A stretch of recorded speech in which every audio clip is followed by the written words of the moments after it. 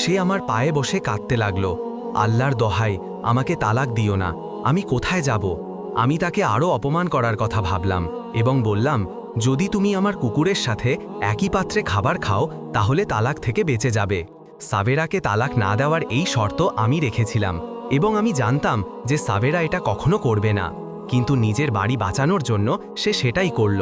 সে কোনো অবস্থাতেই এই বাড়ি ছাড়তে চায়নি, কিন্তু তা সত্ত্বেও আমি তাকে তালাক দিয়ে দিলাম, কারণ ডাক্তার আমাকে জানিয়েছিল যে সাবেরা কখনো মা হতে পারবে না।